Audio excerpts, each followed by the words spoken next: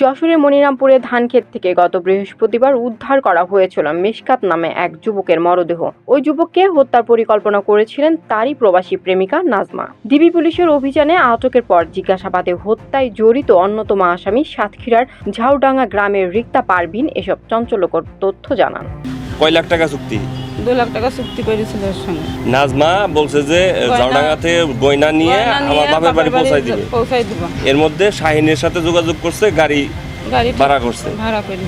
পরে সেই গাড়ি দিয়ে বোধাটায় যায় স্বর্ণ পৌঁছাই দিছে ওনার কাছে। জিজ্ঞাসাবাদে রিক্তা জানায় মেশকাত ও প্রবাসী নাজমা দুজনেই যশোরের পদ্মবিলায় ইলা অটো রাইস মিলের শ্রমিক ছিলেন। এক পর্যায়ে তারা পরক্রিয়া সম্পর্কে জড়িয়ে পড়েন। এরই মাঝে বিদেশে পাড়ি দেন নাজমা। মেশকাতও চলে যান নিজ এলাকায়। তাদের সম্পর্কের বিষয়টি জানতে পেরে মেশকাতের স্ত্রী জুলেখা নাজমাকে মোবাইল ফোনে গালিগালাজ করেন। আবার বিদেশ থেকে নাজমা নিয়মিত টাকা পাঠালেও পরে আস্তে আস্তে নাজমার সঙ্গে কথা বলা বন্ধ করে দেন মেশকাত। এসব বিষয়ে ক্ষোভ তৈরি হয় নাজমার।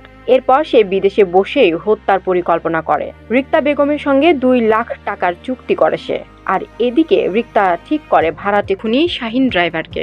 বিদেশ থেকে নাজমা পরিকল্পনা বাতায় দেয় যে ঝাউডাঙ্গা বাজারে আমার স্বর্ণ আছে, সেই স্বর্ণ নিয়ে আমার বাড়িতে পৌঁছাই দিবে এই গাড়ি যুগে।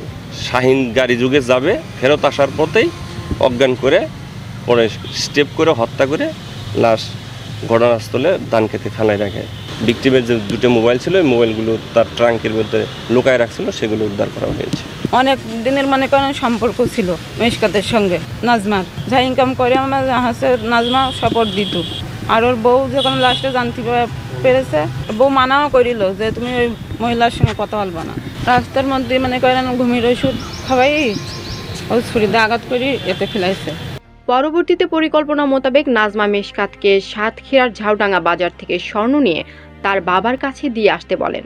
এ সময় রিক্তা তার কথিত প্রেমিক যশোর শহরের শঙ্করপুর এলাকার শাহিন ও মেশকাতকে নিয়ে সাতক্ষীরার উদ্দেশ্যে বের হন। প্রতিমধ্যে মেশকাতকে ঘুমের ওষুধ খাইয়ে ছুরিকাঘাতে হত্যা করে মরদেহ রাস্তার পাশে ধানক্ষেতে ফেলে দেওয়া হয়। নিহত মেশকাত পাবনার ভাঙ্গুড়া উপজেলার শ্রীপুর গ্রামের নিজাম প্রামাণিকের ছেলে। এই ঘটনায় নিহত মেশকাতের ভাই এরশাদ আলী থানায় হত্যা মামলা করেন। মামলাটি তদন্তের মাঠে নামে ডিবি পুলিশ।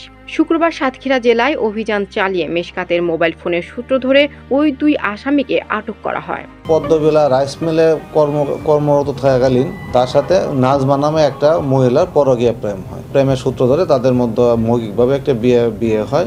নাজমা সৌদি আরব চলে যায়। সৌদি আরব চলে যাওয়ার পর এক পর্যায়ে মেশকাতের বউয়ের ঘটনা জানতে পারে এবং নাজমাকে ফোনে গালিগালাজ করে।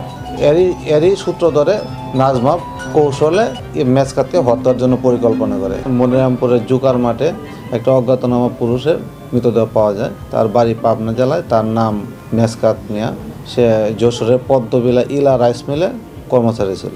ডিবির একটা চৌকস টিম একজন পুরুষ এবং মহিলাকে সাতক্ষীরা জেলার আশাশুনি এবং সাতক্ষীরা সদর থানা এলাকা হতে 4/5/2024 তারিখ গ্রেপ্তার করে। ডিবি পুলিশের ভারপ্রাপ্ত কর্মকর্তা রূপন কুমার সরকার জানান, আসামিদের কাছ থেকে মেশকাতের ব্যবহৃত 2টি ফোন ও একটি প্রাইভেট কার জব্দ করা হয়েছে।